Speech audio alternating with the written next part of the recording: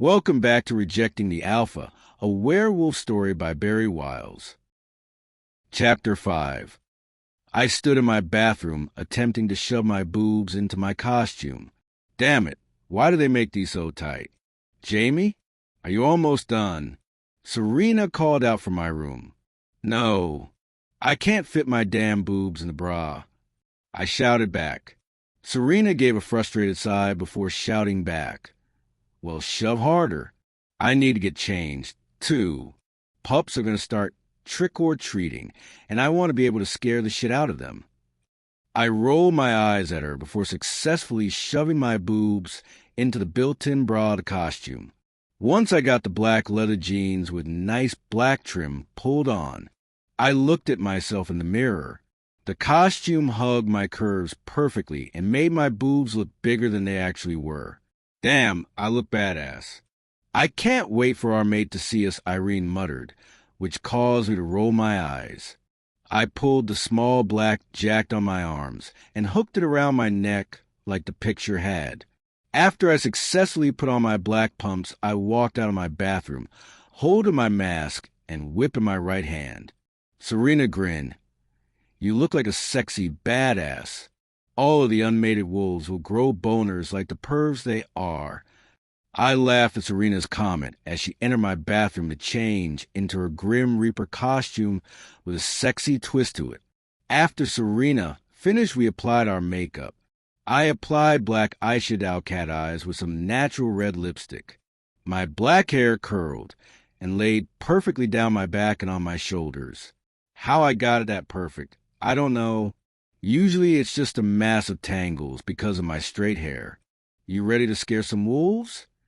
Serena anxiously asked me as we entered my kitchen. Hell yeah, I'm ready. I answered, my voice laced with excitement. The excitement and rush of adrenaline coursed through me. We both pulled out the bags of mixed candies like Hershey's, Twix, Milky Ways, Kit Kats, Butterfingers, Baby Ruths, Almond Joy, Whoppers, my favorite. Snickers, Skittles, you name it. We poured all the candy in a cauldron I had bought at that Halloween store called Halloween City. Yeah, they got nice things there. What's the time? Serena asked me. I looked down at my phone and clicked the lock button to see the time. 5:47 p.m. It's 5:47. I replied while I locked my screen and placed it back on the table. Okay, cool. Come on, let's go. The pups should start arriving soon. Oh, and don't forget about the pack Halloween party later tonight as well. Serena reminded as she picked up the cauldron and walked over to the front door. Great. Another party to attend in just a weekend. Oh, well. Thanks for the candy, Max. A 10-year-old in Shelby and Zoe's class thanked me as he eyed me up and down. Keep your eyes to yourself, Squirt. She's too old for you, Serena pointed out as she placed the cauldron down on the porch step and turned back to the group of kids standing in front of our house. I laughed at Serena before nodding at Max. No problem. Max, have a great Halloween, you and all your friends. Max grinned before taking my hand and kissing it. I'll see you later, babe. I rolled my eyes at his antics before kindly pulling my hand away and laugh a little. Good luck with that. Max winked at me before leaving with his group of friends who were passing whispers to each other. Max is going to be a playboy when he's older, Serena stated as we watched them. I laughed at her before picking the empty cauldron. Well, I guess we were out of candy. I grinned as I remembered the faces of all the pups we scared, including some teens and adults. It was great. Serena and I always go all out for Halloween. We even decorated my house like a haunted house with flashing lights and sound effects. We also hid like the weird beings we are and jumped out. We even answered the door one time slowly in a creepy manner. The party starts in 10 minutes. We should probably head over, I suggested as we walked into the kitchen. Our mate is going to be there. Irene's excited voice filled my head. Oh, don't be so excited. He probably won't even pay attention to us, I replied, earning a growl from Irene. Of course he will. He's our mate, Irene protested. I ignored her and tuned back to Serena, who was listing off all the things we will be doing at the party. I plastered a fake smile before leading Serena out of my house. The party will take place in the same clearing used for Parker's arrival. Members of the pack were already there dancing, eating, talking, some wasted already. All of the pups are at one of the pack mothers' house, having their own little party, like staying up till 10 with candy and games, whatever they have at those kid parties. This party is obviously meant for the adults. No one wants to be around drunk wolves. It's harder for us to get drunk, but when we do, it's not a pretty sight. So, what do you want to do first? I asked, turning towards Serena, who was gazing at the decorations and the crowd. She looked over at me and grinned. Let's dance. I nodded my head with a big smile on my face. Timber played on the speakers loud and clear. Serena grabbed my wrist, and we both went to the dance floor. Lights flickered on it, and pack members were dancing closely with each other or jumping around. The voice of Kesha filled my ears, followed by Pitbull. I swayed my hips to the beat of the song with my whip placed in the waistband of my pants. The smell of sweat and alcohol filled my nose, as well as the fresh air of the woods close by. Serena was dancing next to me. We both laughed at how stupid we looked right now, but we didn't care. We were having fun.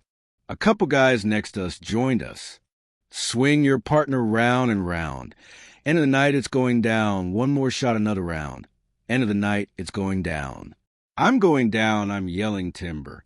You better move, you better dance. Let's make this night. You won't remember. I'll be the one. You won't forget. I continue to dance. I felt hands grab a hold of my hips as I swayed. I turned my head and smiled when I noticed it was Anthony. He smiled back and leaned down towards my covered ear. I like your costume. It's sexy. I don't care that he has his hands on me. Anthony is one of my best friends, even though he is annoying as hell. Serena laughed as she watched us dance. Playfully, Anthony grabbed my hand and twirled me around, making me laugh. Once Timber finished playing, I decided that I needed water. I'll be right back. I need water, I say, laughing a little at Serena, who was staring at a hot guy who was chatting with her. I shook my head with a smile on my face before dismissing myself. I went over to the drinks table and somehow managed to get a glass of water. I took a nice long sip of the water. The cold liquid slid down my throat, soothing the dryness. The presence of someone behind me made me furrow my eyebrows. Suddenly, hands settled on my hips, and a body was pressed to my back. The smell of firewood overcame me. Hello, mate. The sound of his deep voice was heard from above me. Damn, how tall is he? Alpha Parker. I acknowledge him. He growled a little bit, but I ignored him and stepped away and turned to face him. His eyes scanned me up and down. They settled on my chest, and his eyes became pitch black. Why are you wearing that? Was all Parker said in a growl. Because it's Halloween, duh, I replied while placing my hands on my hips. Seems like Parker doesn't like my attitude towards him because his voice became low. Don't speak to me like that. I rolled my eyes at him. Whatever, I'm going to go over there. I then turned on my heel and decided to go search for Serena or even Anthony. Anywhere but here. Parker had other plans. He slid his arm around my stomach and pulled me back. Let go, I demanded while squirming in his grip. His grip tightened as he pulled me closer to his chest. You can't demand me to do anything, little mate.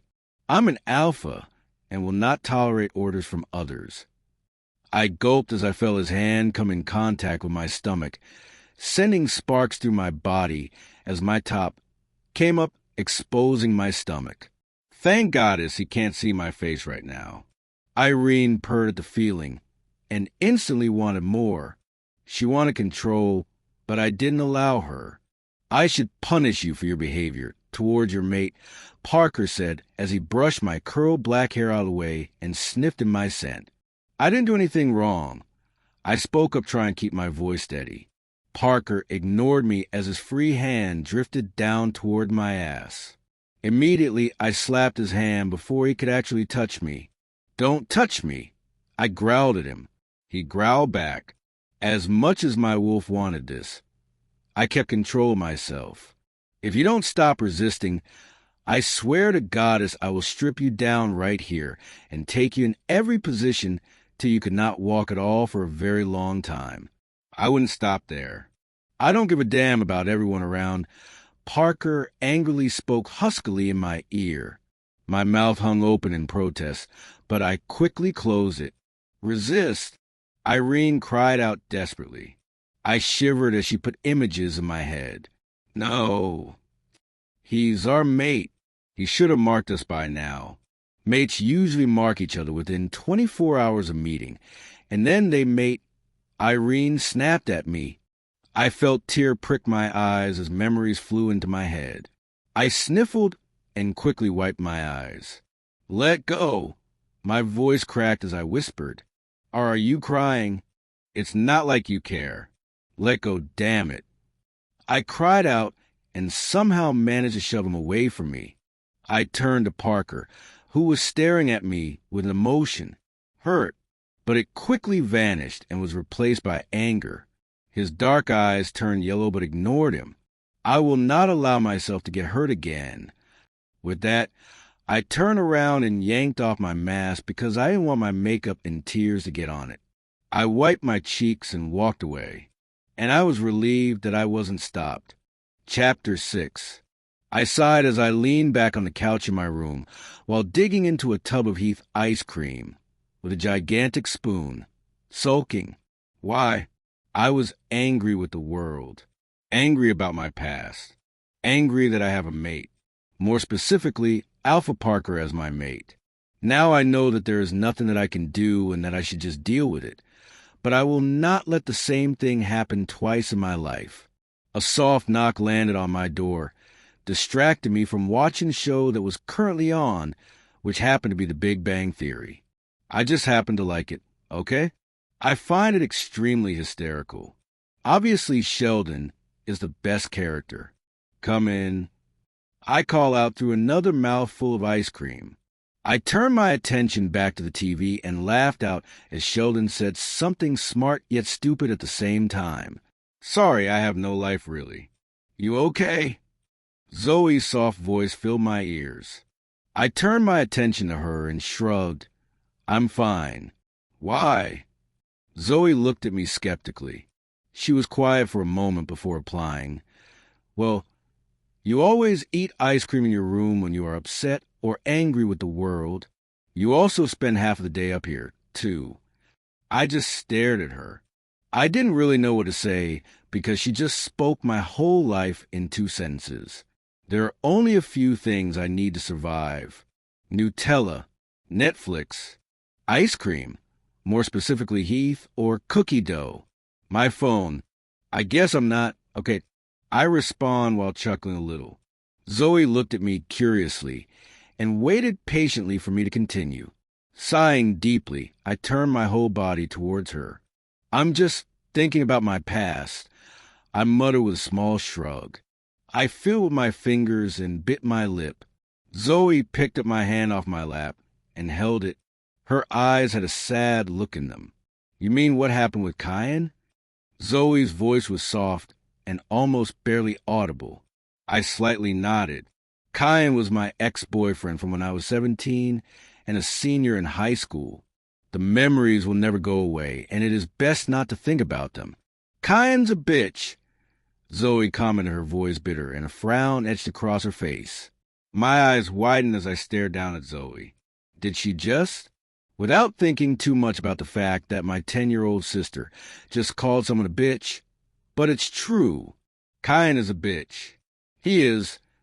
I found myself nodding to Zoe's comment without scolding her. We both fell into a comfortable silence and continued watching. Damn it. Why did I agree to go to the mate bomb with Anthony? I have a mate now. I scowled at the thought. Maybe I should use that as an excuse. I decided to actually use that and called Anthony. I waited a few seconds before Anthony answered. "Hey, princess. You ready for tonight?" Anthony's voice sounded through the speaker. I bit my lip before replying, "I can't go." Anthony let out a chuckle. "You can't back out now." "Why can't you go?" "Because I found my mate already." I didn't bother hiding the bitterness in my voice. Anthony let out a sigh. The other line was silent for a moment before he finally spoke. "Don't let Alpha Parker control you and keep you from having fun. Attend the party with me. You'll have fun. I'll make sure you do, princess." It was my turn to become silent. All I could hear was his breaths on the other side of the line. I debated whether or not I should go. I guess I could use the fun instead of sitting in my room stuffing myself with Hot Pockets and pizza rolls. My mouth watered at the thought of those yummy, delicious pieces of heaven. "Fine, I guess I can go," I say with a deep sigh which earned a fake girlish squeal from Anthony. Like, "Okay, bestie. See you at 8. Toodles." Anthony called out through the phone with a stuck-up teen girl attitude. I laughed at him as I heard the other line go dead. I placed my phone down on my bed and went to go get ready. Once I finished getting ready in a pair of black jeans, a black crop top, and a pair of black stilettos, my black straight hair hung down my back. My black hat sat on the top of my head. I pulled on black fingerless gloves over my finger. My makeup was done nicely, and I smiled at myself in the mirror. I'm such an idiot for agreeing to this. 2 parties in one weekend. I exited my room and made my way down the stairs while pulling on my black leather jacket to finish off my look. I walked into my kitchen and opened the fridge. My parents were out on a date night while my sisters were at a sleepover. Andrew, however, is in his room doing whatever his teen boys do these days. I definitely don't need to know what exactly he does in his spare time. I opened the fridge and pulled out a bottle of water. "And where do you think you're going?" I jumped at the sound of a deep voice from behind me. I quickly spun around on my heel to see Parker leaning against the door frame of the kitchen. My eyes widened as I realized he was shirtless with a pair of jeans hanging loosely on his hips, showing off the top of his V-line. Irene purred at the sight. I found myself staring at Parker's six-pack right in front of me. A low growl erupted from him, causing me to look up. His eyes were dark with lust as he stared intently at me. I gulped as I stood up straighter. I eyed the tattoos on his arms that covered a part of his stomach. Tattoos of roses and black scratch marks. I furrowed my brows. "Out," I curtly reply. I opened the bottle and took a big gulp of it.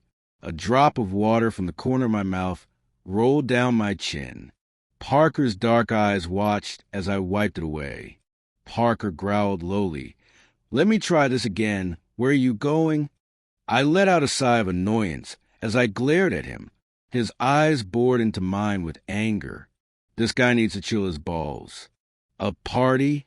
I muttered to myself as I closed my bottle and placed it into my purse. Parker pushed off the frame and crossed his arms while walking towards me. His eyes wandered down to my clothes. His eyes darkened and his jaw clenched. "Change," he growled while looking at my stomach, which is revealed because of my shirt. I narrowed my eyes at him. "Excuse me?" Parker's jaw clenched. "Go. Change." His voice emotionless as he looked up and stared at me straight in the eye. I placed my hands on my hips. Why would I do that? Parker didn't seem to appreciate my attitude towards him as his fists clenched at his sides. He took menacing steps towards me. I didn't back away. It is best that he knows that he has no control over me. He stopped until he was in front of me and placed his hands on either side of my body on the counter behind me. He towered over me. Damn it, why do I have to be so short? No other male should see this much skin. Parker growled lowly as his eyes shifted toward my stomach once again. I crossed my arms over my chest and glared. And why do you care? I snapped back, not liking his temper with me. Parker stepped closer, so his chest was touching my crossed arms. He sucked in a deep breath before. Only I get to see you like that. No other male can, or else I will kill them. You are mine, little mate, whether you like it or not.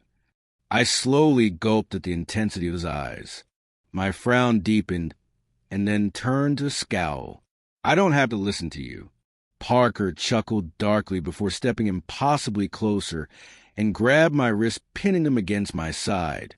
If I were you, I would listen to me. And I can assure you that you don't want to know the consequences. Irene purred once again and stirred inside of me. I rolled my eyes at her before squirming in Parker's grip. I couldn't help but wonder what he meant by consequences. I couldn't help but wonder what these consequences were. I shivered at the thought. I knew exactly what he meant. I'm coming to the party with you, he muttered before backing away, and leaving just as quickly as he came. I watched his back muscles flex as he walked away, but my eyes widened at the large scar that cut across his back that was visible even though tattoos of scratch marks surrounded it. 2 smaller scars were on either side. I was confused as to what the tattoos meant. My brows furrowed when I saw a small crescent-shaped moon on the small of his back right above his jeans. Next to it was a word, but I couldn't see what it was. I couldn't help but wonder what those tattoos mean and where the scars came from. Chapter 7. The car was silent. Neither one of us said a word. Parker wouldn't allow Anthony to pick me up. Anthony reluctantly didn't show up, but he told me that he'd meet me there. I shifted in my seat and glanced over at Parker. His jaw was clenched. I couldn't help but stare at his face. His jawline is perfect. Damn, I didn't know a jawline could be so sexy. I quickly brushed away that thought as my cheeks started to warm up. Why am I blushing? I never blush. I shifted my eyes toward the window and gazed out of it. Tired of the quietness, I decided to start conversation, even though I was fine with the silence. What do your tattoos mean? Parker didn't glance at me, but his hold on the steering wheel tightened. He didn't say a word, which made me frown deeper than I already was.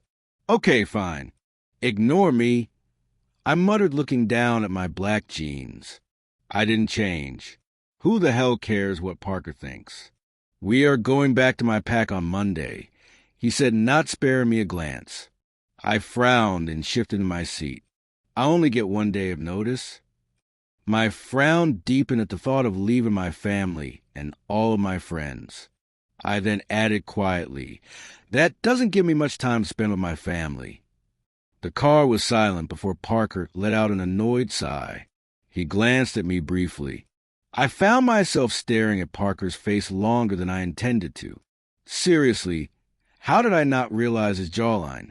The thoughts from before came back, and I couldn't help but imagine what it would be like to kiss up and down it. I shivered at the images that popped into my head. Snap out of it, Jasmine. Do it.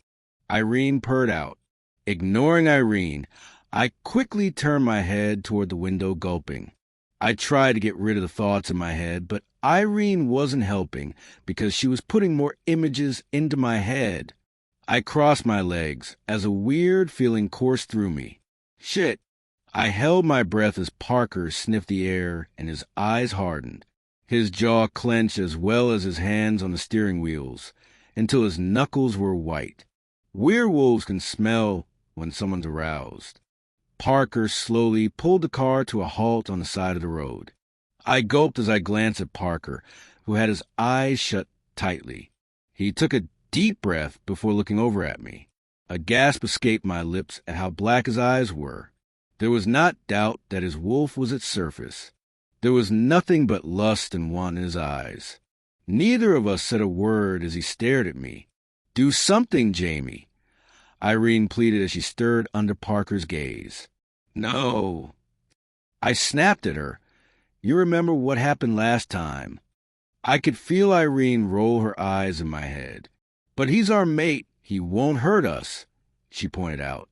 I sighed, not wanting to argue with her about our mate that we hardly know anything about. We can't trust him yet. We don't know him, I argue back. I knew for a fact that I was winning this argument, and she knew too. She just mumbled a whatever before I paid attention to the awkward tension between Parker and me. Parker was still staring at me with dark eyes. I couldn't help but watch his Adam's apple bob up and down as he swallowed. "Stop," he growled after a moment. I stared at it with my brows furrowed. "Stop what?" I asked, quietly, already knowing what he was talking about. He inhaled deeply, trying to calm his wolf. "Stop thinking. W, whatever it is you're thinking about," he whispered huskily. My cheeks heated up from embarrassment. He then added, "Because I would not be able to keep myself from having my way with you." I gulped and muttered a sorry. I couldn't help but shiver at the tone of his voice.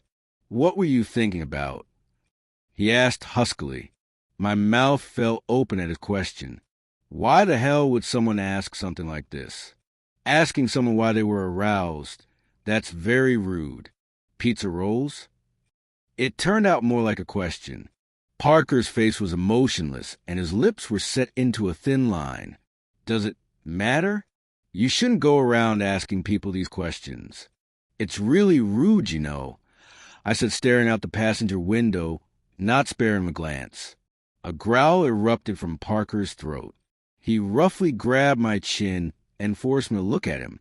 "Don't speak to me like that. I will be your alpha, and you will not speak to your alpha like that.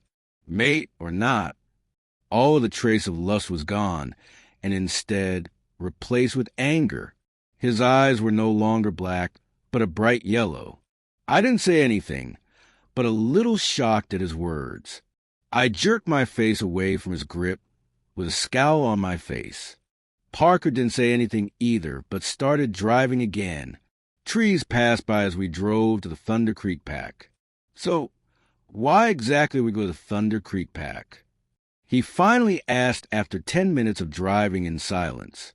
"The mating bond is held there," I replied nonchalantly. He nodded his head.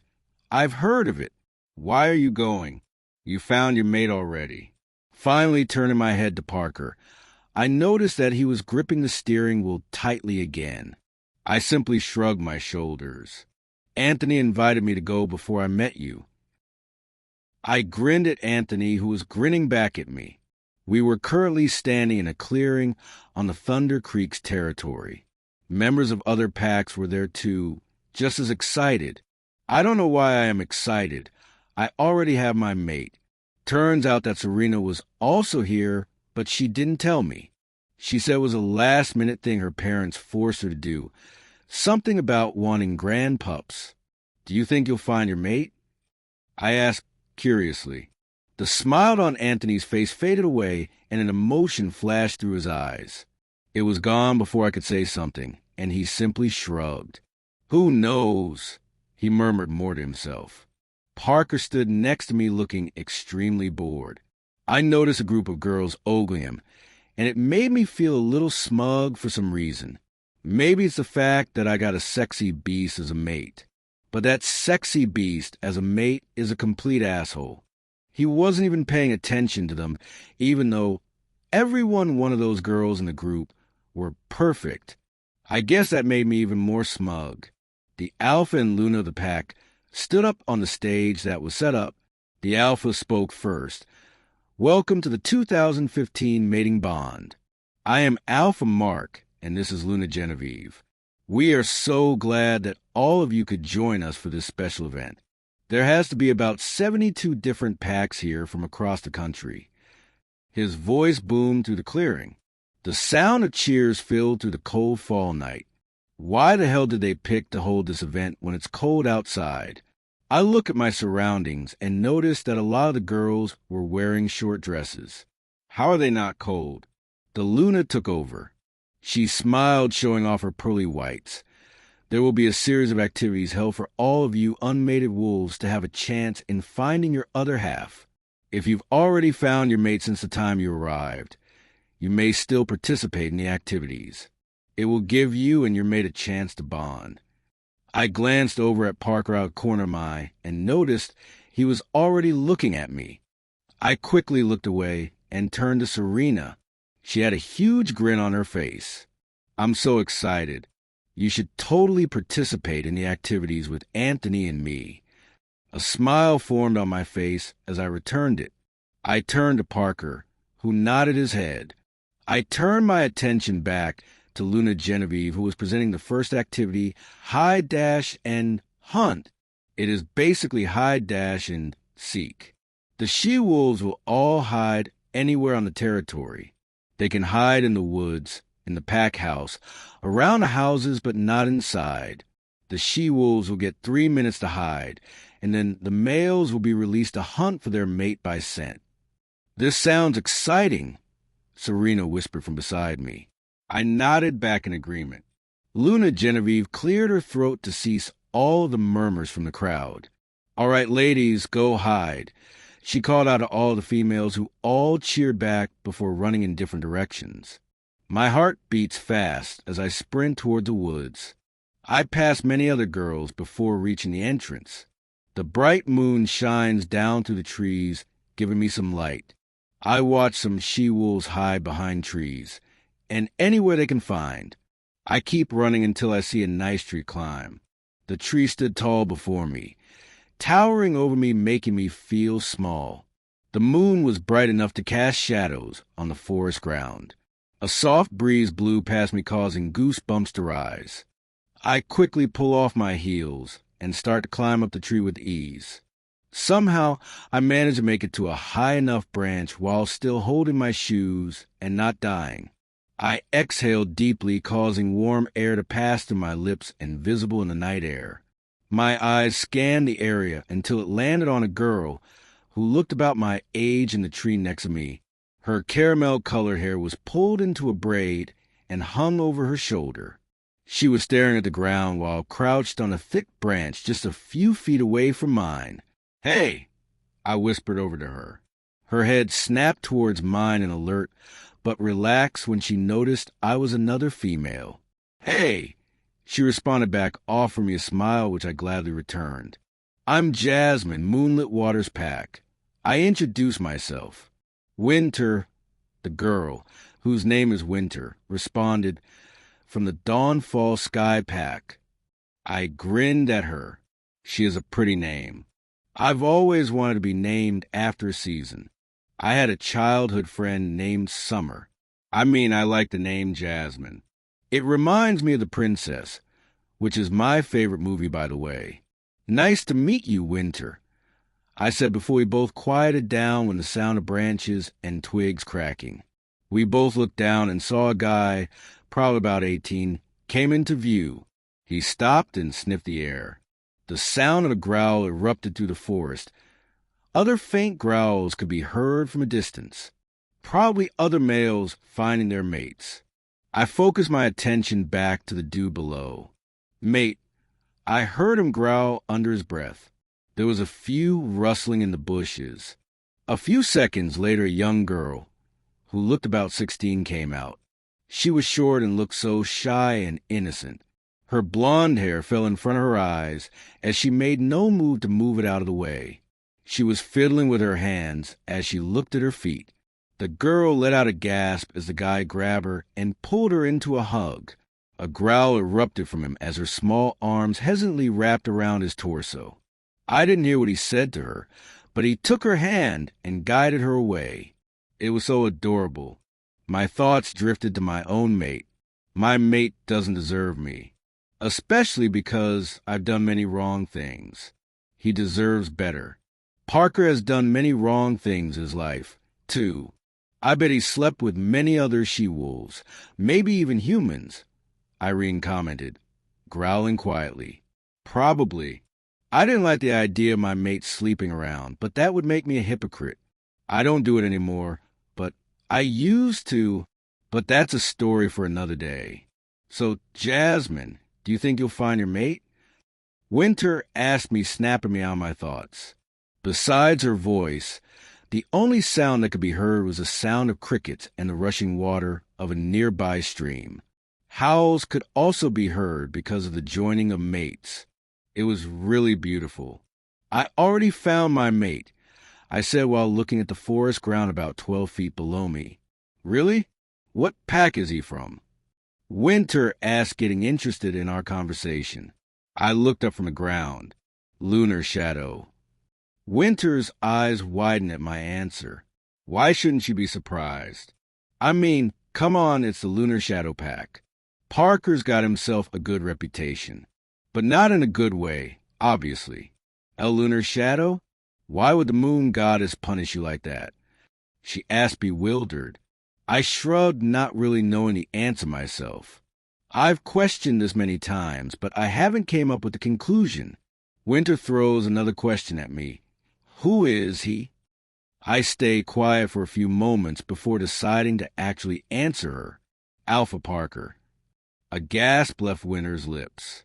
She looked flabbergasted because of my reply. I'm guessing she didn't expect it coming. I feel so bad for you. Has he marked you yet? I shook my head. No, I said. Winter's brows furrowed as a look of puzzlement took over her face. What? I asked, confused. Winter shook her head. Usually a female is marked by her mate within 2 days. She has met her mate and mate fully within a week. But since your mate is an alpha, you are going to have to mark him as well. And since he's an alpha, usually the want for his mate is stronger and the whole bond itself is stronger. It would be harder to resist. Winter was cut by an extremely loud growl, one that was more powerful than any of the other males on the territory. The smell of firewood blew past my nose, and immediately knew that it belonged to my mate. Shit, he knows where I am. Well, there is a reason for why this game is called Hide, Dash, and Hunt for a reason. The hiding part is complete. Now it's just a hunt. I think this big bad wolf needs a little chase. Chapter 8. I glanced at Winter and noticed her eyes were wide with fear as another growl was heard. She knew it was from Parker. I placed a finger over my lips as I allowed my ears to listen for any trace of sounds different from the nature around us. My stomach clenched. Why do I feel so excited? This is very exciting. Let's give him a good chase, Irene suggested as my mate scent got stronger. I frowned at her. Remember what he said he would do if I ran away from him? His wolf would take over. I reminded her. I could feel Irene roll her eyes at me. Come on, he's our mate. And the chase will be fun, I promise. I let out a deep sigh, finally agreeing with her. Winter was crouching on the branch she was on and scanned the area below us. I did the same. Parker's scent was now stronger than ever, but he wasn't in Winter's or my view. Irene paced back and forth. He's here, but I don't know where. I gulped as I glanced over at Winter, whose eyes were trained on me. This is kind of scary. I'm afraid he'll just come out of nowhere and kill me. Okay, that's a little extreme. Her eyes stared at me, and fear was evident in her eyes. They then moved to something behind me. A low growl erupted from behind me, causing me to jump a little. Slowly, I turned around and came face to face with Parker. My hold on my shoes and on the tree tightened. Somehow Parker managed to climb the tree quietly and was sitting on the branch behind me. His eyes held a predatory glint in them as he examined me. I quickly glanced at the ground under me. Maybe if I jump I won't die? I am a werewolf after all. My eyes landed on a smaller branch a few feet under the one I was on that I could easily jump onto it and then make it to the ground in one piece. Without another thought, I quickly slid a branch and jumped onto the other. A growl came from Parker. I snapped my head up and noticed he was quickly coming down, knowing what I was planning. Without hesitating, I jumped to the ground and took off into a sprint, not sparing a glance behind me. I picked up on speed, ignoring the pain of all the sticks and rocks I stepped on, but it's not the first time I've ran through the forest without shoes on. My hat blew off my head, but I didn't bother stopping. Instead, I threw my shoes to the side somewhere. I can always get a new pair, They were uncomfortable anyways. Jasmine. Parker's voice growled out from behind me. Shit! He's so close behind me. Come on, Irene. We need to run faster. Please help me here. He's too fast. I pleaded as my feet felt like they were going to give out sometime soon. Irene happily complied as she took over, and I started to run faster. It literally felt like I wasn't even touching the ground. The trees flew by quickly. It's still a mystery how I haven't ran into a tree. I dodged trees as I noticed the edge of the forest. Thinking that it was the way back to the pack house, I ran faster. Once I reached the edge of the forest, I frowned when I realized it was just a clearing. The place was lit up by the moon and stars that shone brightly down and reflected off a stream that ran by the edge of the forest. I smirked as an idea came to my mind. Quickly, I turned and started to run back the way I came. Parker was right behind me, but didn't know I was going to turn around, so he slipped when trying to reach out to me. I let a laugh slip my lips as I continued to run. Before I could get too far, a hand grasped my wrist roughly and pulling me back. A yelp left my lips as I was roughly pushed to a tree. Thank goddess that I'm wearing a leather jacket, or else the bark would have scraped my back. My eyes widened as Parker towered over me. His hands were holding onto my wrist tightly, and his body pressed against mine, leaving no space in between. I had to look up at him because of his 6 feet 3 inches frame, standing in front of my 5 feet 3 inches frame. Parker's eyes were full of lust and was the darkest color I've ever seen. They were so intense that I knew one wrong move and I would definitely hurt tomorrow. The moonlight shone down on Parker, making him look like a god. I'm not kidding. The light makes his skin glow. It's so not fair his skin is perfect. I break out all the time, so I'm constantly using a face scrub on my face. I told you not to run away from me. Parker growled as he lowered his face close to mine. His mini breath fanned my face. I gulped, staring into his eyes. I found you. I deserve something in return, he whispered huskily as his gaze fell down to my lips before going back up to my eyes. Unconsciously, I licked my lips as the cold air made them feel dry. Parker's eyes darkened even more. Of course I didn't say anything. Parker smoothly slipped his hand to my ass and cupped it, causing me to snap out of my trance from staring into his eyes. You have a nice ass, he growled into my ear. My stomach tightened at his tone, and I knew that Irene was enjoying this very much. My skin tingled as his other hand let go of my wrist and looped around the curve of my waist and touched the bare skin. Damn it, he's taking advantage of me with the mate bond. That's not fair. Stop. I breathed out as his nose skimmed the side of my neck. His lips lightly grazed the area where my shoulder and neck met and began to lightly take the skin between his teeth. I clenched my jaw and squeezed my eyes shut in an attempt to keep the moan from slipping out. I need to make him stop, but how? Do what he's doing to you to him. You have to mark him anyways, Irene suggested. I had no idea how to respond to her. She actually wanted him to stop? Well, he is taking advantage of you, she replied to my thoughts.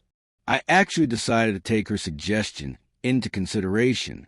As Parker started sucking on the skin around the area where he's supposed to mark, well, I guess it's time for him to get a taste of his own medicine. I turned my face so I could plant my lips to his neck. I placed my lips on the part where I'm supposed to mark him. I couldn't help but feel the electrifying feeling as my lips touched his skin. He paused for a second, but didn't make a move to stop me from continuing. I couldn't help but think about how smooth his neck was. I started moving my lips up the side of his neck, making sure to lightly suck on his skin without making it hurt. A soft growl came from Parker, meaning that he is enjoying this. My stomach tightened at the sound. I stood on my toes so I could reach higher. I gripped the side of his neck and pushed his head to the side so I could have some more area. My lips reached to the sensitive area behind his ear. Lightly I sucked on the skin. A moan escaped his lips instead of a growl. I couldn't help but get a tightly feeling between my legs. I couldn't help but feel proud that I could actually make my mate feel the way he feels right now. His hands were settled on my hips and tightened his grip. Irene kept encouraging me to continue. I couldn't help but growl at her. "You set me up." She laughed at me, and I could feel her roll her eyes. "Well, I think it's only fair if you can have control, too." "Jasmine!" He growled my name out in a warning as my lips made their way down his throat. "Stop," he managed out as another moan left his lips. I felt Parker Jr. on my thigh, but chose to ignore it. I placed a lingering kiss on his jaw before pulling away and stepping to the side before heading to the sounds of music. I had a smug look as I left the dazed Parker. It felt amazing to leave the feared alpha aroused. It seemed weird at how vulnerable he was and how he let me take control. Irene felt proud because of our accomplishment, and I couldn't help but feel proud as well. I heard footsteps behind me until Parker was next to me. "Where did you learn to do that?" he asked, clearing his throat to cover up what had just taken place. The smirk on my face faded as my lips turned down. "It doesn't matter," I muttered as I continued to walk, ignoring the pain in my feet. I will definitely regret not wearing shoes, even more regretting that I wore heels. It was Parker's turn to frown. He opened his mouth to say something, probably to yell at me for not answering his question, but I cut him off. "Don't say anything," I snapped before adding quietly with a sigh. "Please." He didn't say anything to my shock, but I was thankful. I lazily fell down onto my bed. Today has been a long day.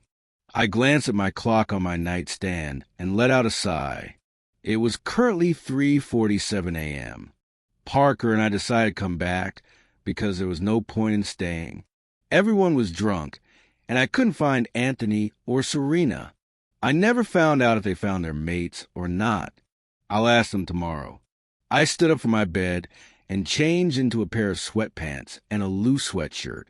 After, I made my way to my bathroom and brushed my teeth and removed my makeup.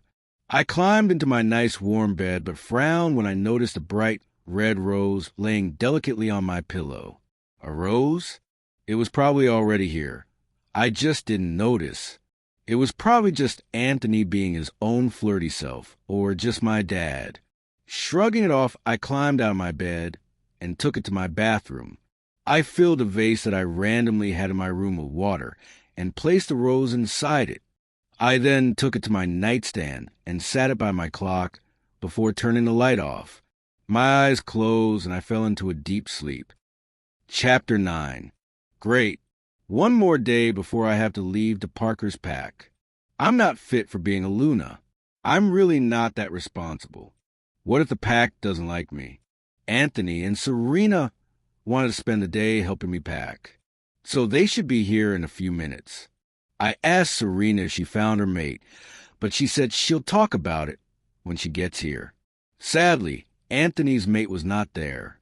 He seems more bummed that I'm leaving to my family, which is kind of strange. I tossed all my clothes into the biggest suitcase I could find, not caring if they got wrinkled. My bedroom door swung open, revealing Anthony and Serena, who just barged in. "Why do you have to leave?" Serena whined out as she came to stand beside me. I let out a sigh before shaking my head. "It's not like I want to leave," I muttered, trailing off at the end. Serena let out a sigh. "It's fine. He is your mate after all." My frown turned into a smirk. "Speaking of mates, did you find yours?" I asked curiously. Serena's gloomy expression turned into an excited one as she perked up at my question. "Maybe." A grin formed on her face as she picked at her nails. A matching smile formed on my face as I watched the glow in her eyes. "Details, girl," I commanded. A giggle escaped Serena's lips as she began telling me her story from the beginning. "Okay, so I met him during the hide, dash, and hunt game. I went and hid in the pack house because I freaked out and didn't know where the hell to hide. I decided to hide in one of the spare rooms and in one of the closets. Another girl hid under the bed. It was hilarious. Well, to put it short, my mate smelled me and was able to find me. Damn, he's hot though. You should see him, Serena said dreamily while remembering all that had happened. I couldn't help but feel grateful that she had found her mate, and that he can take care of her since I'm leaving. A thought then came to my mind. What pack is he from? Thunder Creek. So he's at the neighboring pack we were just at. She answered, and then smiled while wiggling her eyebrows. And he's the beta, a sexy beta, that is. I laughed at my friend. Anthony cleared his throat as I began to tease Serena. Oh, I forgot he was here. Serena, shouldn't we be helping Jasmine pack? Anthony asked as he came up beside me with his arms crossed. I didn't know you wanted me to leave that bad. I teased with a smirk on my face. Anthony mirrored my smirk as he took a piece of my hair and twirled it around his finger. You know I don't want that, he muttered more to himself. I didn't miss what he said, but I chose to ignore it. Okay, Serena, you can pack up the stuff in my seating area. Anthony, you can do my clothes while I'll do my bathroom stuff. I listed out as I made my way to the bathroom, while carrying a bag for all my shower items and a bag for makeup and face products. Both Serena and Anthony started helping me pack. I decided to blast music on my radio. The song Stressed Out by 21 Pilots. I wish I found some better sounds no one's ever heard. I wish I had a better voice that sang some better words. I wish I found some chords in an order that is new. I wish I didn't have to rhyme every time I sang. I sang out the lyrics as I opened my shower door and took out my shampoo, conditioner, body wash, and other shower essentials and placed them neatly in my bag. Wish we could turn back time to the good old days when our mama sang us to sleep, but now we're stressed out. I made my way over to my counter to where all my makeup was scattered out from yesterday. But before I could start packing, I heard Anthony's voice. You got a sexy pair of lingerie here, he commented.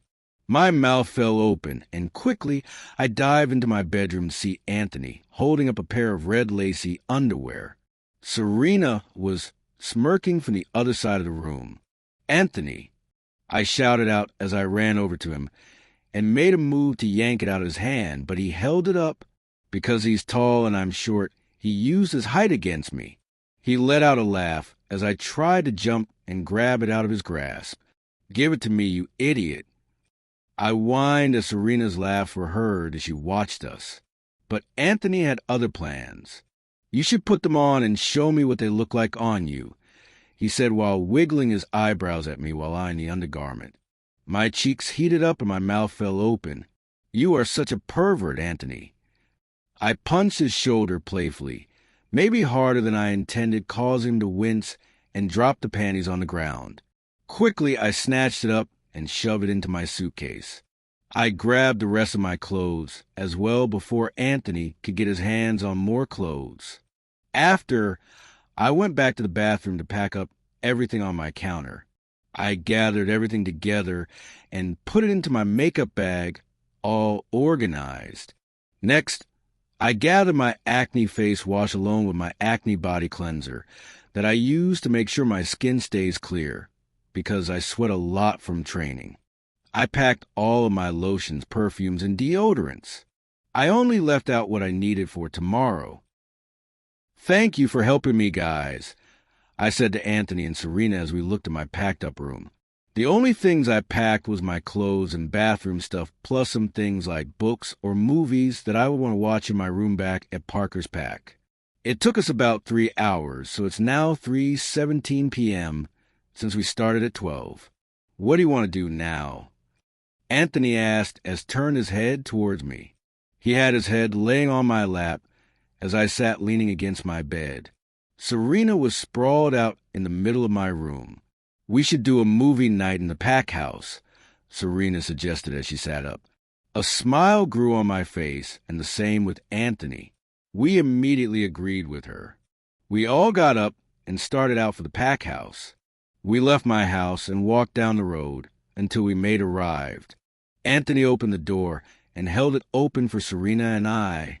She was on her phone, giggling at something someone sent her. "Who are you texting?" I asked curiously as I looked over her shoulder. Immediately, she locked her phone before I could see it, while a blush creeped up her cheeks. Serena's cheeks got redder. She then fiddled with her phone in her hands. "My mate." I smiled warmly at her. "That's cool. What's his name?" "Riker," she said with a dazed look on her face. I gave her a confused look. "But you just met him last night. How do you feel so connected with him?" "You don't even know him," I pointed out. Serena shrugged. "The mate bond, I guess." We entered the theater room that was on the second level. Recliners were set up in 3 rows, and it was set up like a small theater's. A projector hung from the ceiling and pointed toward a large screen on the wall. A popcorn machine stood to the side, next to a small bar. I took a seat in the back row.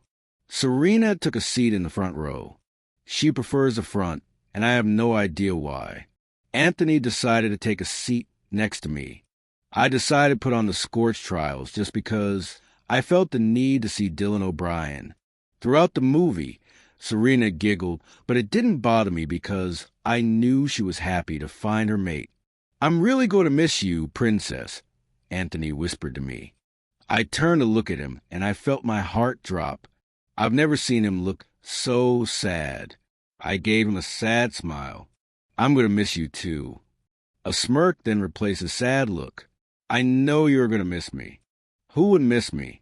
"I'm a sexy god," he stated arrogantly. A chuckle left my lips as I shook my head. He then added quietly under his breath, "And you're my sexy goddess." I don't think he meant for me to hear, but I did. I swallowed the lump in my throat and tried to ignore his comment. I feel so bad because I have my mate and he hasn't found his. I wonder when he's going to find his mate. We both didn't say anything. Instead, we just continued to watch the movie. My eyes were fixed on the moon that shined brightly in the sky. This is it. My last night here in my pack. Then I'm going to the Lunar Shadow pack. I never thought that I would actually go there. I wonder what the pack members are like. Will they like me? I let out a sigh as I glanced down on the pond in front of me. It was a special place that I visited a lot since Cayenne. The pond was kind of small and was surrounded by trees and flowers. I was perched on a rock that faced. My thoughts went to my past. Everything that's happened hit me. I couldn't help the tear that slipped out of my eye. I can never undo the past. It can never be forgotten. An unfamiliar smell hit my nose. It was a smell that didn't belong here. I furrowed my brows as I stood up. My eyes scanned the area until they met a pair of bright blue ones.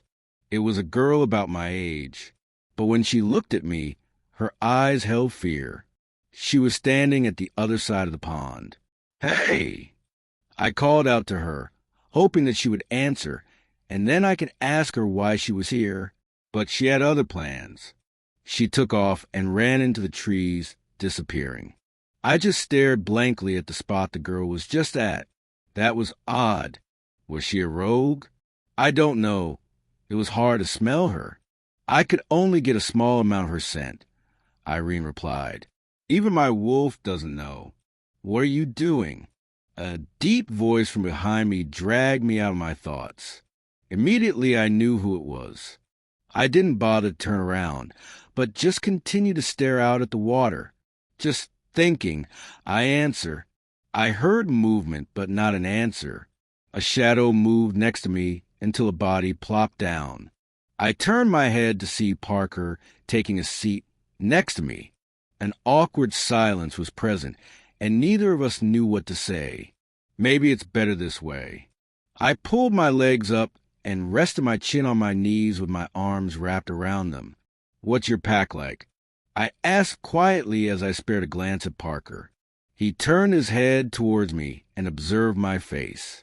They're like a family and hardworking. His reply wasn't detailed enough, but I didn't care. I turned my attention back to the pond and continued to stare again back to my original thoughts. Chapter 10. I allowed my eyes to scan my room one last time. I couldn't help but feel sad. I really am going to miss this place. Memories of being in my room flashed before my eyes. Like all those times I slept here and spent countless days in here doing absolutely nothing. I frowned as I remembered a time when I spent 2 weeks sulking in my room, only leaving my room to get food. The reason I was sulking and upset was because it was just after Kyan and I broke up. I didn't know what to do with life. At some point, I actually thought that he was my mate, but obviously that isn't true. Jasmine, my father's voice sounded from downstairs. I let out a deep sigh before turning towards my door and head out. I closed the door behind me and made my way down the stairs towards the front door. There was a black SUV parked in front of my house. I'm guessing Parker got one of his pack members to bring one. I noticed that 2 men that look almost as intimidating and tall as Parker put in my suitcases and bags into the back of the car. "Come here, Jamie." My mom sniffled from behind me. I turned around to face her. She opened up her arms, and I stepped into her embrace. I hugged her tightly as I tried to keep in my tears. I felt her shaking, and I knew she was crying. My eyes began to water, but I didn't allow them to fall. "It's okay, Mom," I say soothingly as I rubbed her back. "I'll come and visit you guys. I love you." She nodded her head and pulled away. "I love you too, sweetie," she whispered. I gave her a kiss on her cheek before turning towards my dad to give him a hug. "Be good, kiddo," he joked as he hugged me tightly. I let out a laugh as I shot him a playful glare. My smile then turned into a slight frown. "I'm going to miss you, Dad." A small smile played on his face. "I'm going to miss you, too." There was a small lump in my throat as I felt my eyes still watering. I then turned to Zoe and Shelby, who were already bawling their eyes out. They both ran toward me and hugged me tightly. "Please don't go, Jamie." Zoe cried out as she buried her face into my side. For 10-year-olds, they were short, and that's coming from me. They only reached my side. Who else will tease Andrew with us? Shelby finished as she clung to my other side. I let out a laugh as I knelt to the ground so I could hug them both. Now a few stray tears escaped from my eyes. Andrew was standing behind them. I stood up to my normal height and went over to Andrew. Sadly, he was taller than me. I hugged him, and he hugged me back. A smirk appeared on my face. "Make good life choices, and don't do drugs, little bro." A laugh left his lips as he nodded. "Sure thing, Shorty."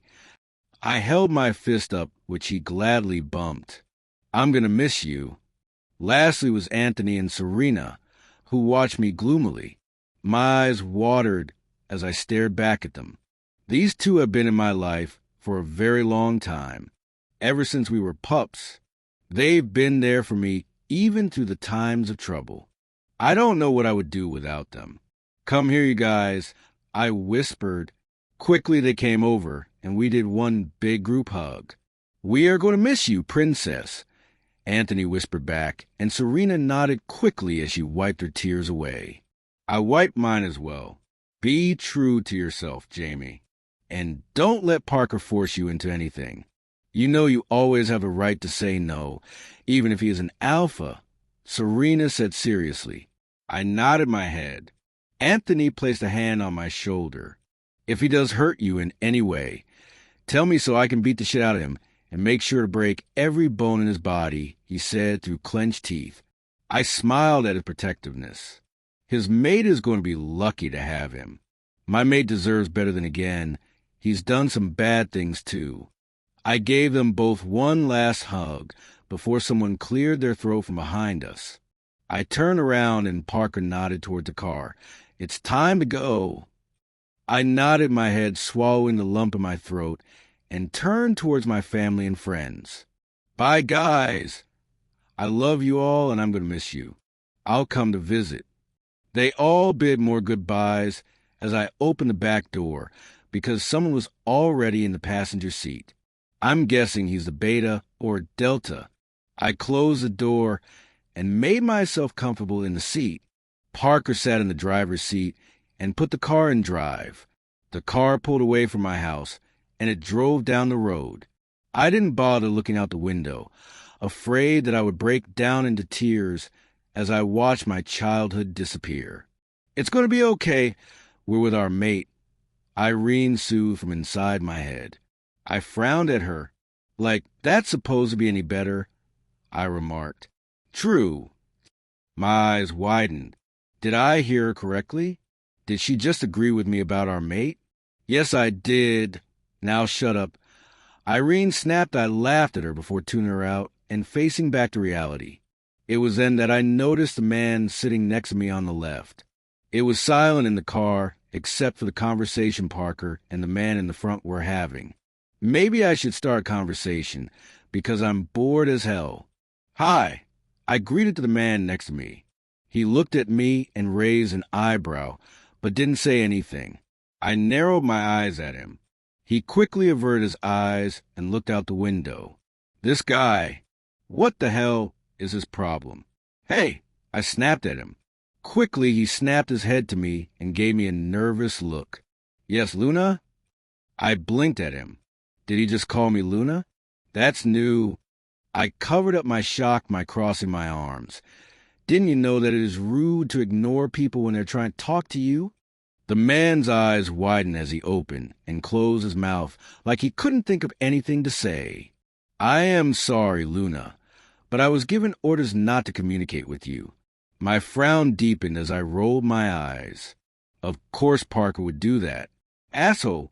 I'm not going to give up on actually getting to know someone from the Lunar Shadow pack. This guy is my first opportunity. "What's your name?" I tried again.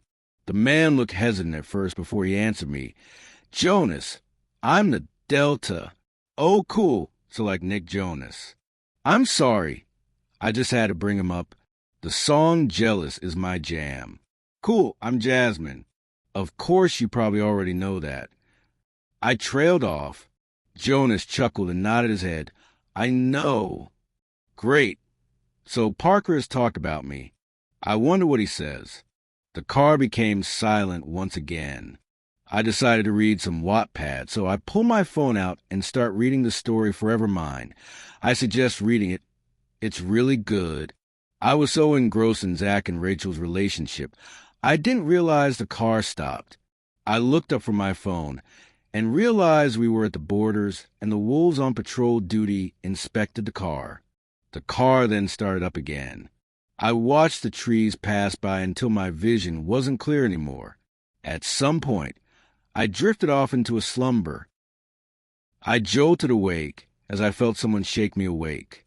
My eyes focused on the person in front of me. "Luna, we are here," Jonah spoke.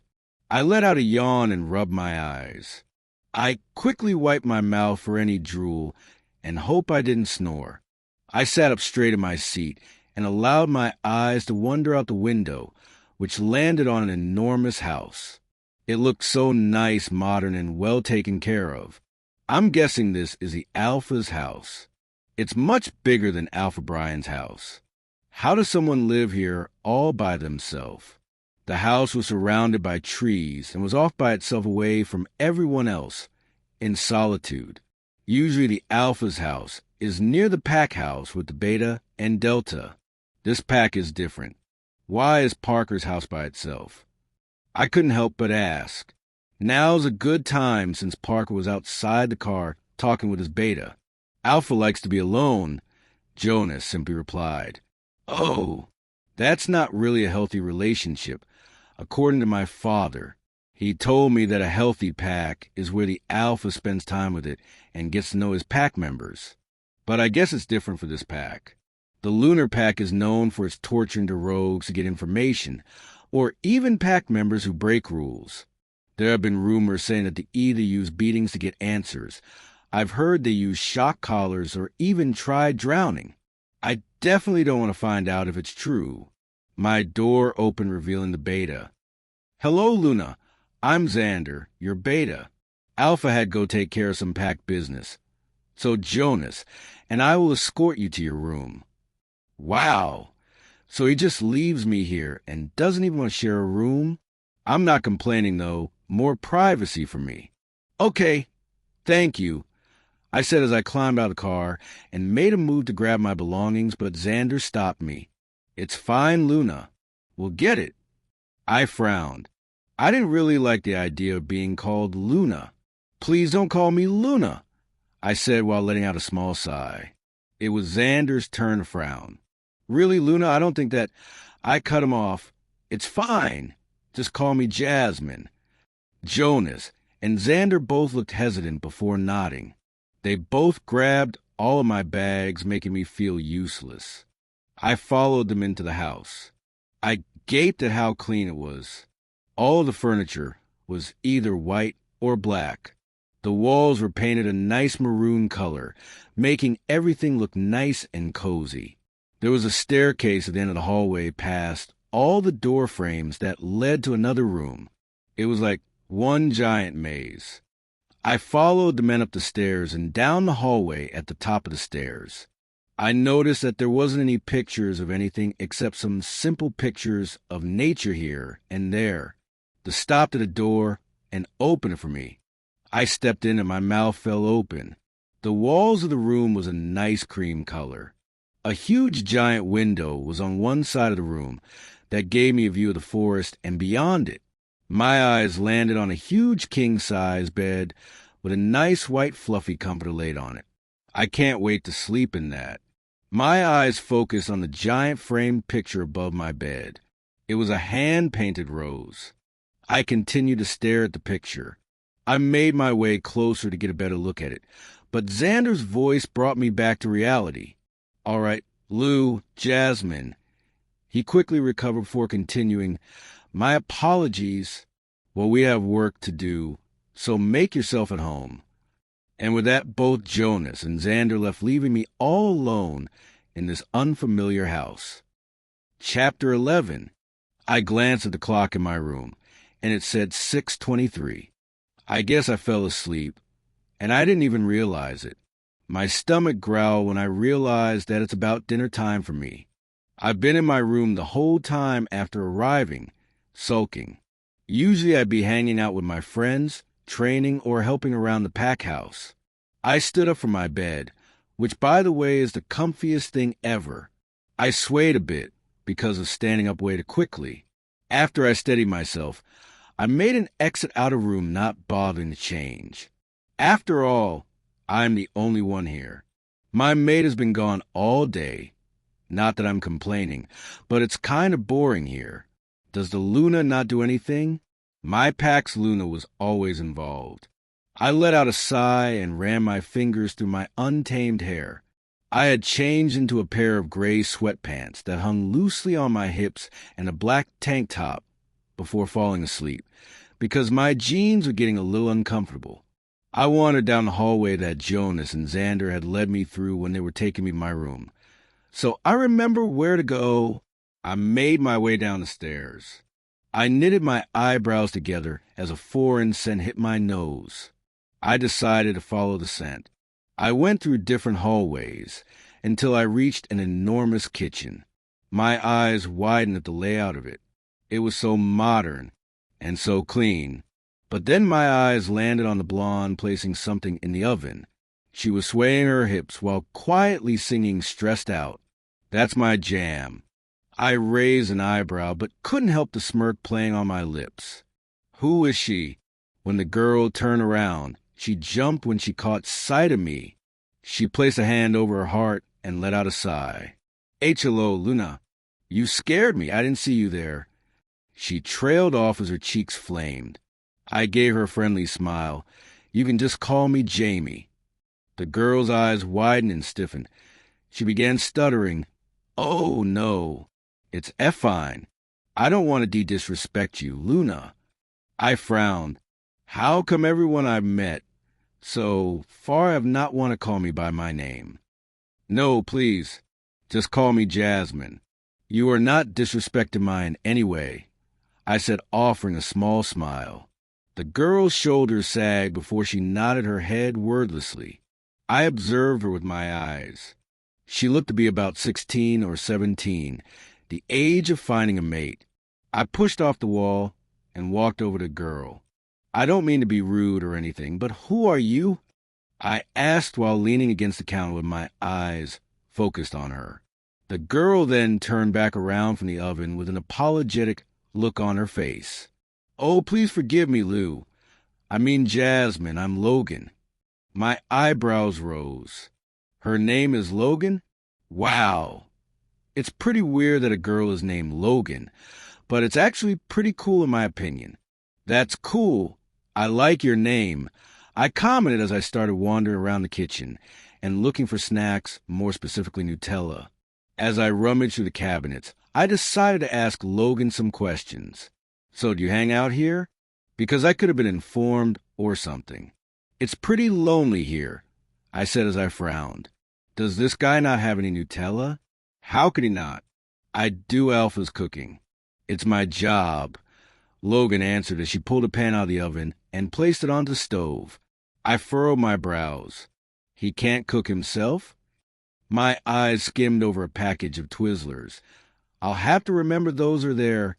He has a lot on his plate, and usually rarely has time for himself, she responded. I couldn't help but feel bad for Parker. I would hate to have to deal with a lot of stuff at once. I wish I could help, because it's not like I have anything else to do. He needs support and help. He does have a beta and a delta who probably help a lot. Oh, was all I could say. I didn't know what else to say. I closed the cabinet and turned to face Logan, who was pulling out 2 plates. She scooped up what looked like meatloaf and placed it on the 2 plates. I could almost feel my mouth water as the smell hit my nose. Wow, it looked like heaven. I watched as she picked up the now filled plates and carried it to another room. My eyes widened. Do you need any help? I asked. The poor girl. She doesn't need to do this. No, it's fine. I got this, she replied while sending me a small smile. I let out a sigh as I followed her to what looked like the dining room. My mouth fell open as I stared wide-eyed at the chandelier that hung from the ceiling to the mahogany table that looked like it could fit 20 people. It wasn't extremely big considering Parker used to live alone. Logan placed a plate at one end of the table and placed the other in front of the chair to the left of it. She filled 2 cups with wine and sat by the plates. She then walked back over to me, who was still at the entrance. I'm going to wash the dishes, and then I'll leave. When you are done, you can place it in the dishwasher or leave it in the sink for me to wash tomorrow morning. I'll be here to cook you an Alpha breakfast, Logan told me as she walked back to the kitchen. Alpha should be here soon. I nodded my head before giving her a smile. She raised her eyebrow. Thank you, I said with a smile still on my face. A smile formed on her face, too, and her cheeks heated up. Why, you're welcome, she stuttered again. I shook my head sadly. You don't get thanked that much, do you? Logan hesitantly shook her head no. My lips turned down. That ungrateful bastard. Logan quickly finished up the dishes as I headed back to the dining room and took a seat. I looked down at my plate of food, contemplating whether or not to wait for Parker. I shrugged and then dug into my meal. I shoved the meat into my mouth and let out a small moan. Damn, this is good. This girl sure knows how to cook. I can't cook even if my life depended on it. The women in the kitchen at my pack would never let me cook. I would always clean or take care of the pups. I let out another moan of happiness as I dug into my food. A growl cut me off from my world of eating yummy food. I jumped a little in my seat before turning around to face where the sound came from. Parker stood leaning against the door frame, his eyes focused on me. I gulped at the darkness and intensity of his stare. He was wearing a black button-up shirt with the sleeves rolled up to his elbows. He wore dark wash jeans which fit nicely on him, and his yummy dark hair looked disheveled as if he ran his fingers through it numerous times. I couldn't help but notice the large bulge in his jeans, which caused my cheeks to flush and me to shift in my seat uncomfortably. Does this guy even try to hide his boner? What? I asked as I turned back around, taking another bite of the meat. Parker didn't say anything but walk over and take a seat on his chair. I rolled my eyes before scraping the last bit off my plate, while frowning, sad that it was all gone. I stood up from my chair, not bothering to look at Parker, and carried my plate into the kitchen. Deciding against Logan's words, I washed my dishes. When I turned the water off, I heard the sound of footsteps on the wooden floor before Parker turned the corner and entered the kitchen as well. I watched as he placed the dishes and walked to the fridge. I rolled my eyes before turning back to the sink to wash his dishes. Logan shouldn't have to do this. This guy's a lazy ass. I then felt someone's presence behind me. Hands were placed on either side of me. I didn't need to turn around because obviously it's Parker. I decided to ignore him, even though my wolf was itching for me to turn around.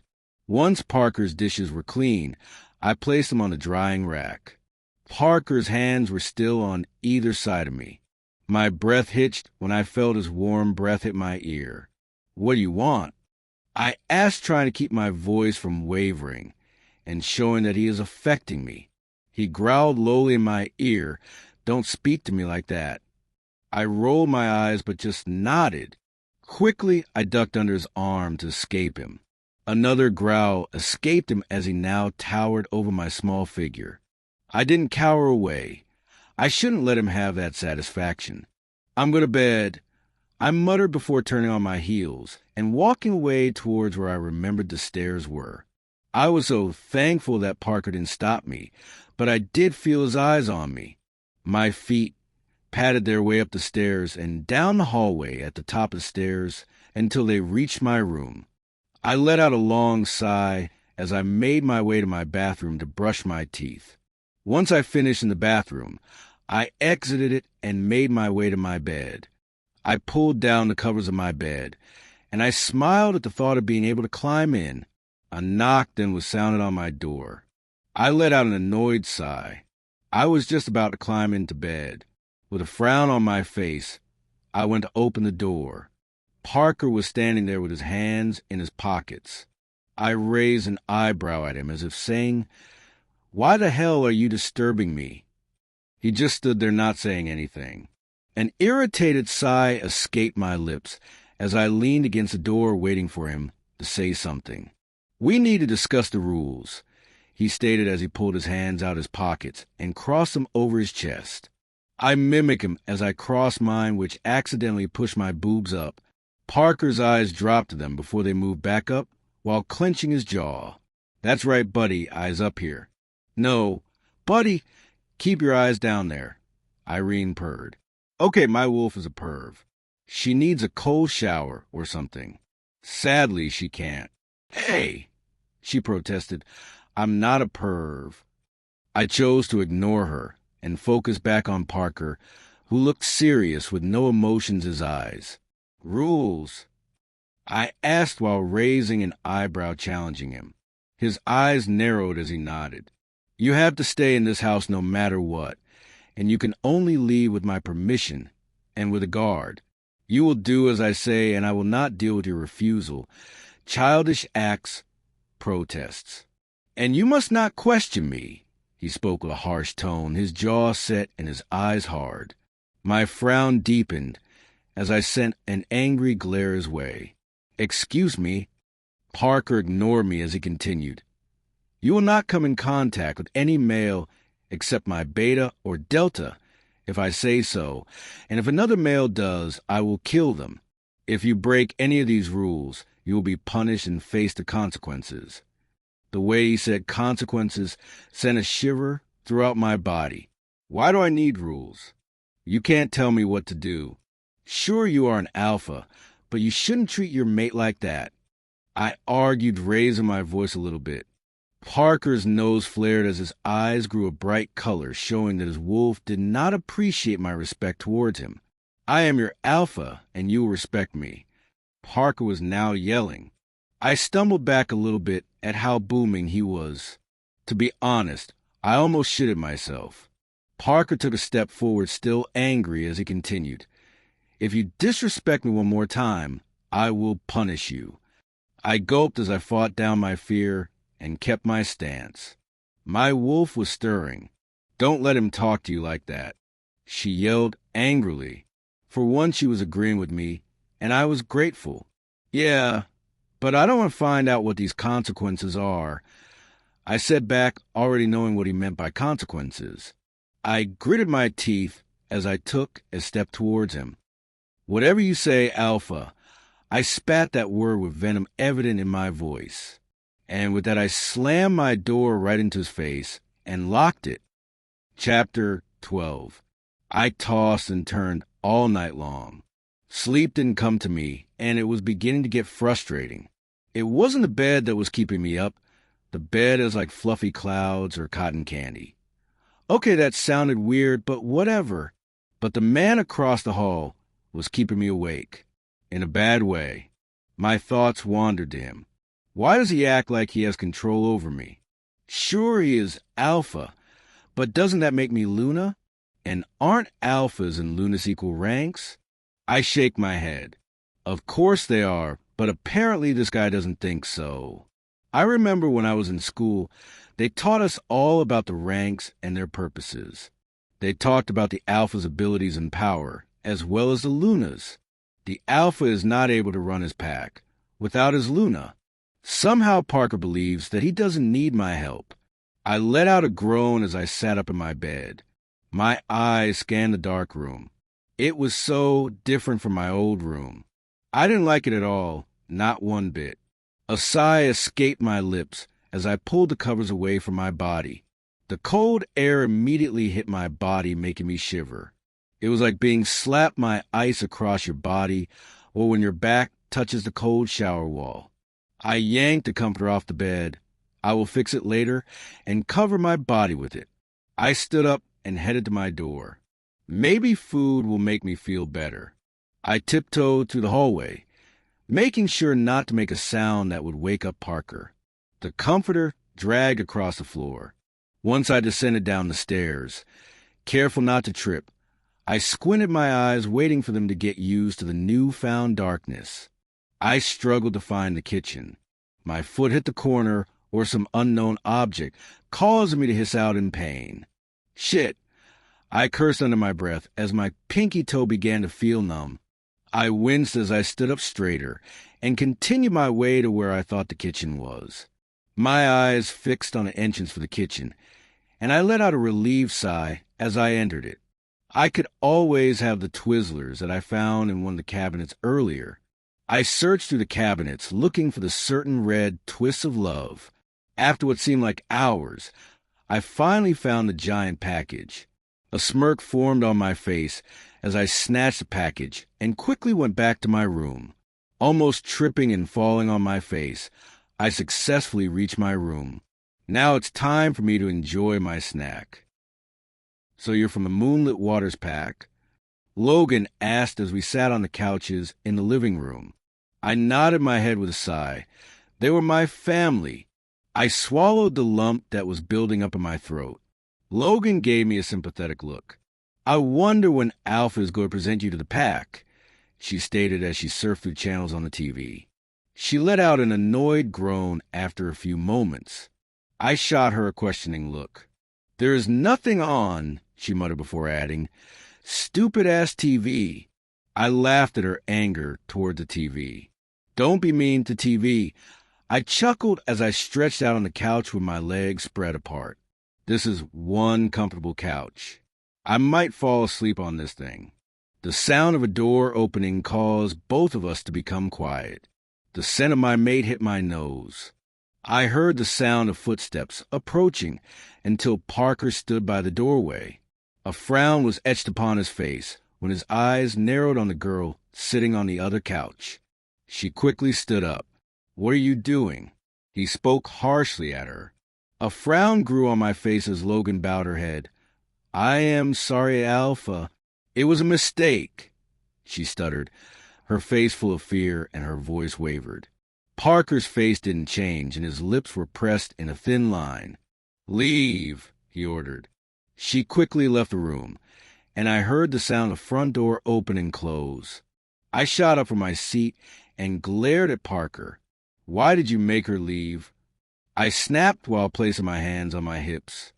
Parker didn't say anything but turned on his heel and headed towards somewhere else. Anger spiked through me, and I immediately felt like punching him in the face. Of course I had to follow him. I will not let him ignore me when I'm trying to talk to him. "Hey!" I called out from behind him. He didn't listen and continued walking and turning corners to goddess knows where. I flared my nose. "I'm talking to you." I angrily shouted as my footsteps quickened, but he didn't listen like the hard-headed asshole he is. He opened a door and quickly slammed the door in my face. I stood stunned before I let out a growl from my chest. My wolf was surfacing, and I really felt like kicking down the door. I probably could, but I know I shouldn't. "Open the damn door," I shouted as I pounded on the door with my fist.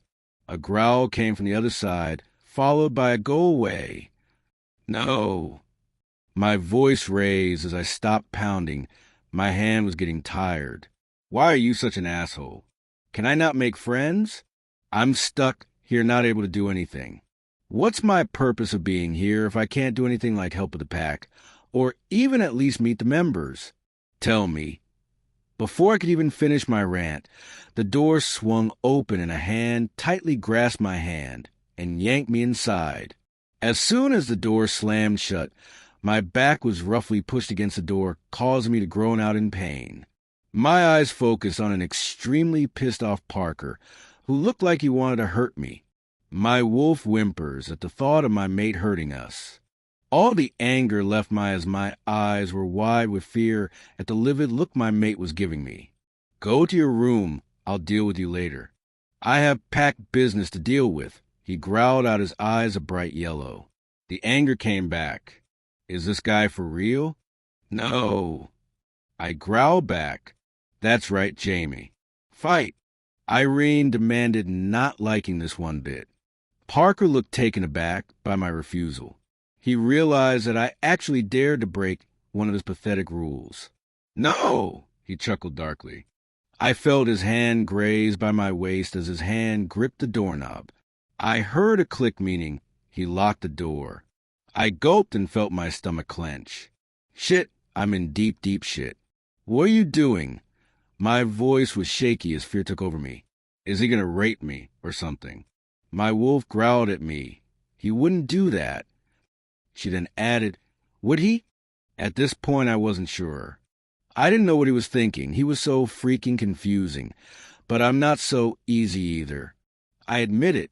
Parker didn't say anything, but his eyes blazed with anger as he stared at me with a clenched jaw. He lowered his head so it was level with mine. "You disrespected me. You shall be punished. Don't ever disrespect your alpha," he said lowly. His voice was intimidating. He wasn't raising his voice, but he sounded scary using his alpha tone. This bastard thinks he can use this tone on me. Sadly, my wolf had to submit to his, as it is an instinct for werewolves. I quietly nodded my head before looking down. He gripped my wrist tightly before dragging me to his desk. He opened a drawer with a key and pulled something out. I couldn't see what, but all I heard was metal clanging against each other. My heart rate picked up as I thought of the possibilities of what it could possibly be. Maybe he'll chain me to his desk, or something to go all Christian Grey on me. A lump formed in my throat at the thought. I've already experienced being raped once. I don't need a reminder. He then dragged me out of the room. I kept quiet because of my wolf. She didn't want to find out what he would do if I pushed on. He pulled me down the hallway and down the stairs. Where is he taking me? He then turns down an unfamiliar hallway. At the end of the hallway is a door. On the other side of the door is a giant spiral staircase. Now I was beginning to get very anxious. At the bottom of the staircase was a dark hallway, the walls made of stone, and the floor is concrete. So is this like his very creepy evil basement or something? Is he going to murder me down here? At the end of the long hallway and many different iron doors, there stood a huge iron door bigger than all the others. I gulped and I felt my eyes water. I need to be strong, but I couldn't help the tears welling up in my eyes. Parker's grip on my wrist didn't loosen up. I tried digging my nails into his hand to make him let go, but it didn't work. He just growled at me loudly. Wow, is he on what humans say their time of the month? I spent my years at schools with humans. I know what happens. Werewolf periods are heats. She-wolves go into heat every 6 months after they find their mates. Not necessarily after they fully mate, but their bodies know when they've been around their mate. It's kind of like a trigger thing. At least, that's what I've been told. He opened up one of the doors on the side and shoved me inside. My eyes wandered the small room.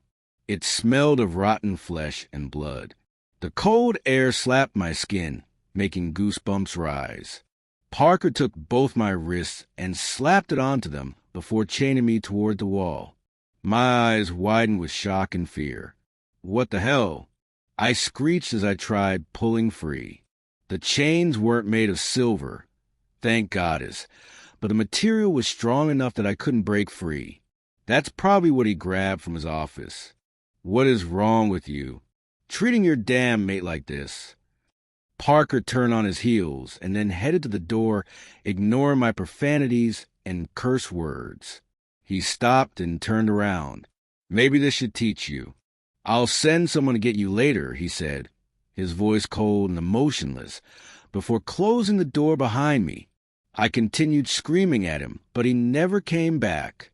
All of the confidence inside of me disappeared. I let out a choke sob. Tears poured down my cheeks. My mate really is cruel, ruthless, and cold. The thought of him makes me angry. I may be a bitch, but no mate should ever be treated like this.